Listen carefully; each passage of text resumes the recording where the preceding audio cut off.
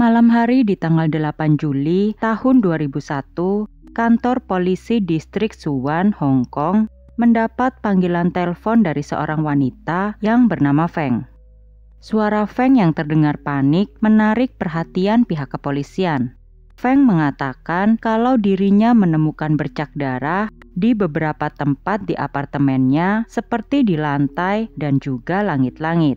Feng juga melaporkan kalau saat itu pintu kamar tidur dari kedua orang tuanya dalam kondisi terkunci. Ia sudah berusaha untuk mengetuk pintu dan memanggil orang tuanya, namun tetap tidak ada jawaban. Menerima laporan tersebut, polisi pun segera menuju apartemen tempat di mana Feng dan keluarganya tinggal. Diketahui apartemen itu terletak di gedung C, kawasan perumahan Kai Tak. Saat polisi baru masuk ke dalam apartemen itu, mereka langsung mencium bau darah yang begitu menyengat.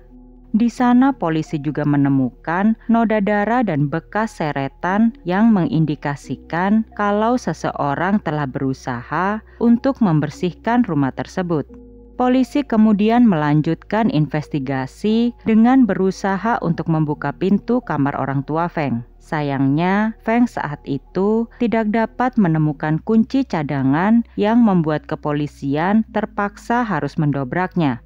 Beberapa saat kemudian, polisi berhasil membuka paksa kamar tersebut dan langsung disambut dengan pemandangan yang tidak akan bisa mereka lupakan.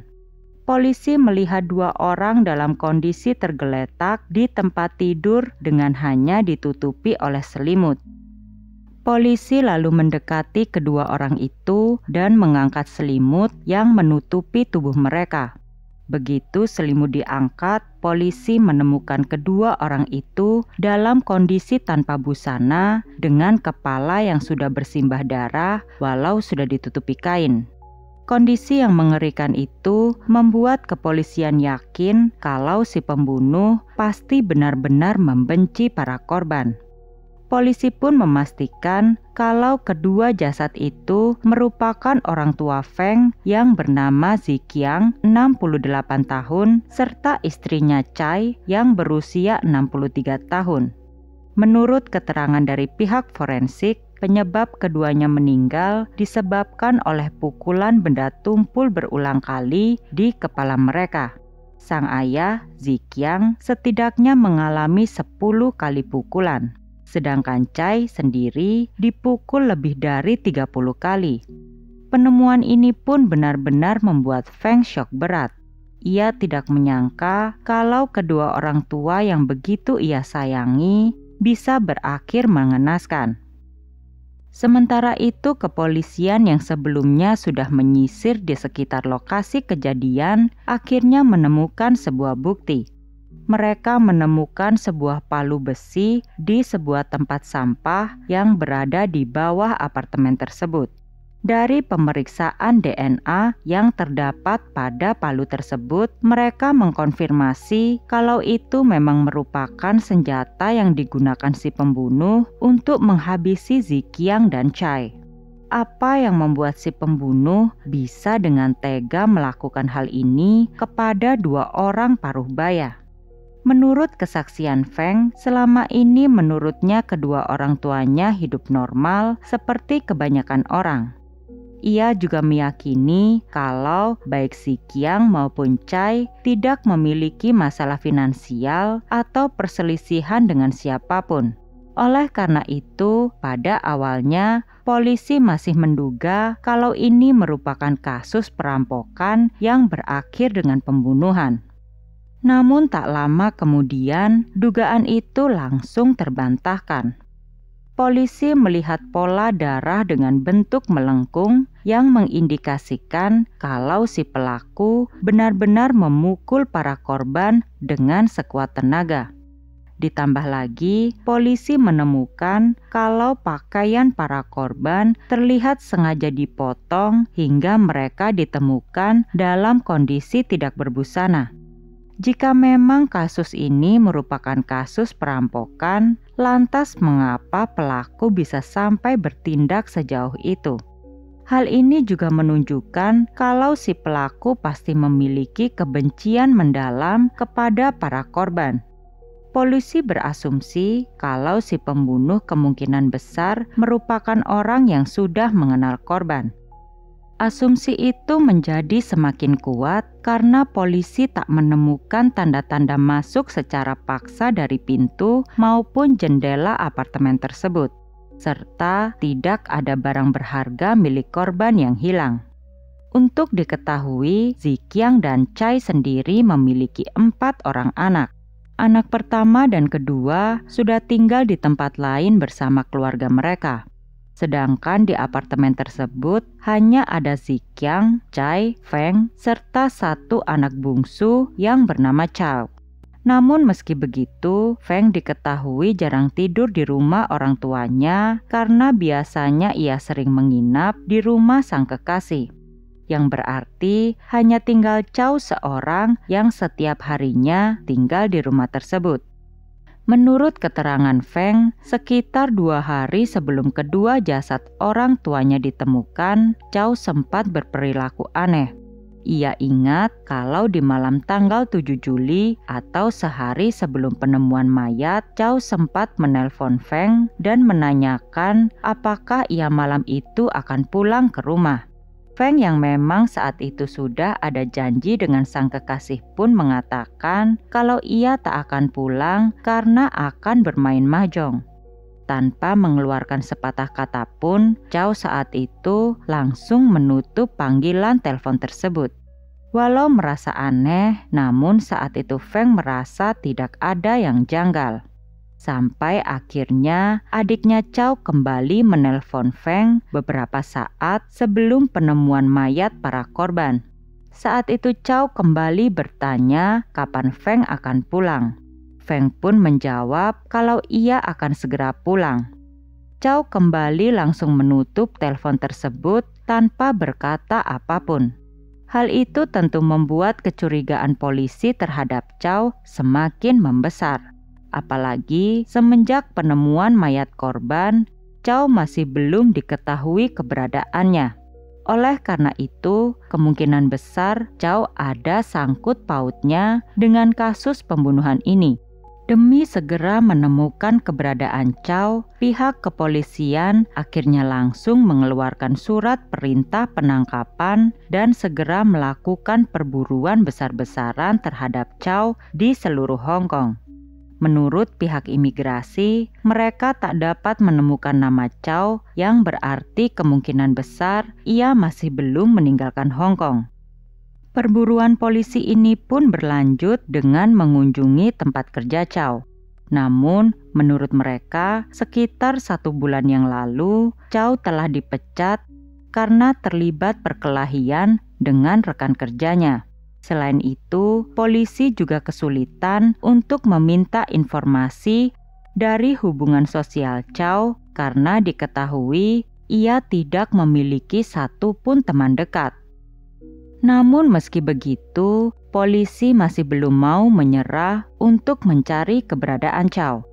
Dari keterangan Feng sebelumnya, ia mengatakan kalau Chao memiliki hobi menonton film. Oleh karena itu, polisi dengan segera menyebarkan foto Chao ke semua bioskop yang berada di Suwan. Rupanya, hal itu membuahkan hasil. Salah seorang manajer di bioskop Broadway Plaza mengaku mengenali Chao karena ia merupakan pelanggan tetap di bioskop mereka. Walau begitu, polisi tak mau gegabah dan memilih menunggu Chao muncul di bioskop tersebut agar mereka bisa langsung menyergapnya. Polisi pun berpesan kepada si manajer untuk segera menghubungi mereka jikalau Chao mendatangi bioskop tersebut. Sekitar 22 hari berlalu atau tepatnya di tanggal 29 Juli, pihak bioskop menghubungi kepolisian dan mengatakan kalau saat itu Chao terlihat berada di sana. Polisi langsung menuju bioskop tersebut. Namun sayangnya saat itu Chao diketahui baru saja pergi. Beruntungnya ketika polisi melakukan patroli di pusat perbelanjaan yang berada di dekat bioskop, mereka melihat Chow sedang memilih barang-barang kebutuhan. Diam-diam, polisi mulai mendekati dan langsung menangkap Chow. Chow yang saat itu terlihat pasrah karena ia mungkin sudah tahu alasan dirinya ditangkap. Menurutnya pembunuhan itu akhirnya terjadi karena Zikyang dan Chai yang terlebih dahulu memukulinya. Chow pun digelandang ke kantor polisi untuk proses interogasi.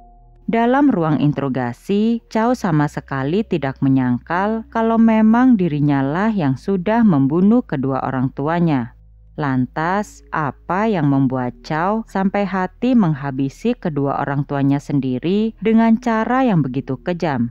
Saat melakukan pembunuhan tersebut, Chow berusia 21 tahun. Untuk diketahui, sedari kecil, Chow terpaksa harus berpisah dengan keluarganya karena kondisi ekonomi yang buruk. Ayah Chow yang saat itu bekerja di Hong Kong memilih hanya membawa istri dan 3 anak tertuanya untuk menetap di sana. Zikyang terpaksa meninggalkan Chow karena keterbatasan biaya. Pada akhirnya, Chow pun harus terpaksa tetap tinggal di Cina bersama kakek dan neneknya. Baru sekitar 10 tahun kemudian, ayah Chow bisa membawa Chow untuk tinggal di Hong Kong. Karena sudah 10 tahun terpisah, Chow tumbuh dalam lingkungan yang begitu berbeda dengan keluarganya. Ia sama sekali tidak memiliki kesempatan untuk mengenal ayah, ibu, dan saudara-saudaranya dengan baik. Ketika akhirnya mereka bertemu kembali di Hong Kong, tentu Chow merasa begitu asing dan sulit untuk beradaptasi dengan kehidupan barunya itu. Perbedaan dari segi budaya serta sistem pendidikan membuatnya merasa begitu terasingkan. Karena perbedaan sistem pendidikan itulah, Chow juga harus kembali mengulang dari kelas 1 di Hong Kong. Chow yang saat itu sudah berusia 10 tahun harus rela duduk bersama di kelas dengan anak-anak yang masih berusia 6 tahun. Praktis banyak pandangan negatif terhadap Chow saat ia di sekolah. Tak hanya itu, Chow juga diketahui kesulitan untuk menjalani kehidupan akademisnya. Dari waktu ke waktu, nilai Chow selalu buruk. Namun, alih-alih mendapat pengertian dari sang ayah, Chow justru kerap menjadi sasaran emosi sang ayah. Hal itu membuat hubungan keduanya semakin memburuk. Kondisi yang sama terjadi dengan kakak-kakaknya yang terkesan mengasingkan dirinya. Di usia 18 tahun, Chow memutuskan untuk tidak melanjutkan sekolahnya. Keputusan ini tentu membuat ayahnya marah besar. Menurut sang ayah, putus sekolah sama saja dengan menghancurkan masa depan Chow sendiri. Namun semua omelan Zikyang itu rupanya hanya menjadi sebuah angin lalu bagi Chow. Sejak saat itu, kehidupan Chow diketahui semakin tidak memiliki arah. Di tahun 1999, situasi semakin memburuk. Chow saat itu ketahuan mencuri uang di rumah. Zikyang yang begitu emosi mendapati sang anak melakukan pencurian, langsung memukuli Chow habis-habisan dan mengusirnya untuk kembali ke Cina. Saat itu Chow hanya bisa patuh dan kembali ke Cina seorang diri. Namun hanya berselang 1 tahun kemudian, karena permohonan sang ibu dan bersamaan dengan acara pernikahan kakak tertuanya, akhirnya Zikyang mengizinkan Chow untuk kembali ke Hong Kong. Saat di Hong Kong, Zikyang langsung memberikan Chow pilihan antara mau sekolah lagi atau mencari pekerjaan.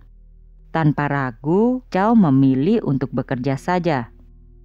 Tak hanya itu, sang ayah juga memberikan satu syarat lagi, yaitu Chow harus turut menyumbang uang 4.000 dolar Hong Kong atau sekitar 8 juta rupiah setiap bulannya untuk biaya rumah tangga. Meski berat, pada akhirnya Chow pun mendapatkan pekerjaan. Namun karena ia memang dari awal merupakan seseorang yang pendiam, Chow diketahui selalu berpindah-pindah kerja. Disinilah Ziqiang menganggap Chow adalah anak yang gagal. Ia semakin sering memarahi Chow, sedangkan Chow sendiri hanya bisa terdiam. Namun ironisnya, sikap diam Chow itu justru semakin membuat sang ayah naik pitam. Keadaan semakin memburuk di saat Chow kembali kehilangan pekerjaannya. Kali ini ia dipecat karena bertengkar dengan rekan kerjanya sendiri. Karena ia takut akan reaksi sang ayah, Chow pun menyembunyikan pemecatannya dan berpura-pura masih bekerja selama 1 bulan penuh. Sampai akhirnya di tanggal 7 Juli tragedi pun terjadi. Saat itu Chow pulang jam 6.30 sore. Seperti biasanya, ia masuk ke rumah tanpa berkata apapun. Melihat sikap sang anak, Ziqiang langsung naik pitam. Ia mengeluarkan sumpah serapah kepada Chow. Bahkan Ziqiang sempat menyuruh Chow untuk lompat saja dari gedung karena hidupnya sangat tidak berguna. Ziqiang lalu memukuli wajah Chow, namun Chow hanya bisa berdiam diri tanpa mengucapkan satu kata pun.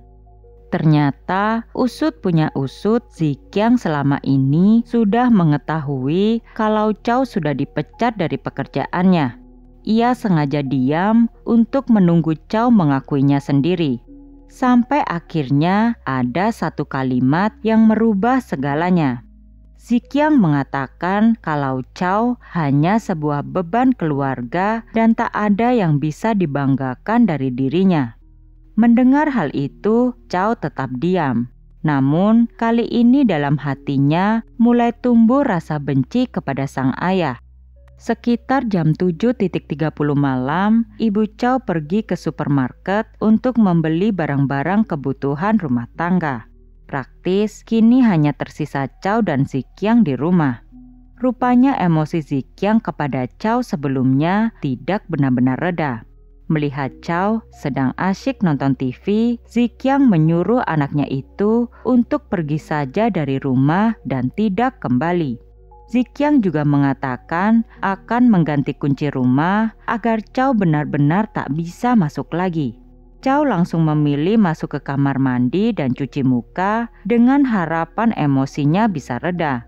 Namun, ternyata rasa sakit hati yang selama ini ia pendam karena perlakuan sang ayah tak dapat lagi ia bendung. Tanpa berpikir panjang, Chow langsung mengambil palu dan mengayunkannya ke arah kepala Ziqiang. Mendapat serangan itu, Ziqiang langsung tersungkur.